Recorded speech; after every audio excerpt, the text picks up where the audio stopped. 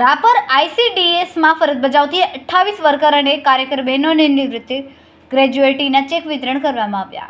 રાપર આજરોજ રાપર નગરપાલિકાના સભાખંડ ખાતે રાપર તાલુકામાં જુદા જુદા ગામોએ ફરજ બજાવતી 28 જેટલી વર્કર બહેનો અને કાર્યકર બહેનો નિવૃત્ત થતા રાપર નગરપાલિકાના પ્રમુખ ચાંદભાઈ ભિંડેના અધ્યક્ષસ્થાને ચેક વિતરણનો કાર્યક્રમ યોજાયો, જેમાં નગરપાલિકાના ચીફ ઓફિસર તરુણધાન ગઢવી, સંકલિત બાળ વિકાસ યોજના અધિકારી કાજલબેન પ્રજાપતિ, મગનભાઈ ચૌહાણ, જીતેન્દ્રસિંહ સિંઘ વગેરેની ઉપસ્થિતિમાં વિતરણ કરવામાં આવ્યું.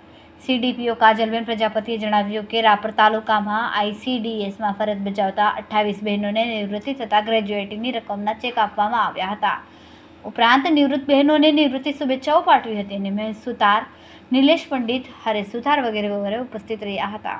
આઈસીડીએસ વિભાગ તરફથી ગ્રેજ્યુએટી ચેક વિતરણનું કાર્યક્રમનું આયોજન કરવામાં આવ્યું હતું. તેમાં રાપર નગરપાલિકાના પ્રમુખ ચાંદભાઈ ઠક્કર તેમજ ચીફ ઓફિસર રાપરના હસ્તે આંગણવાડી કાર્યકર બહેનો જે વયનિવૃત્ત થયા છે તેમજ જેમને સ્વૈચ્છિક રાજીનામા આપ્યા છે તેમના ગ્રેજ્યુએટીના ચેક વિતરણનો કાર્યક્રમ યોજાયો. આજના રોજ કાર્યક્રમમાં કુલ મળીને 28 બહેનોને કુલ રકમ થઈને 17,89,554 રૂપિયાનું ગ્રેજ્યુએટી ચેકનું વિતરણ કરવામાં આવ્યું છે.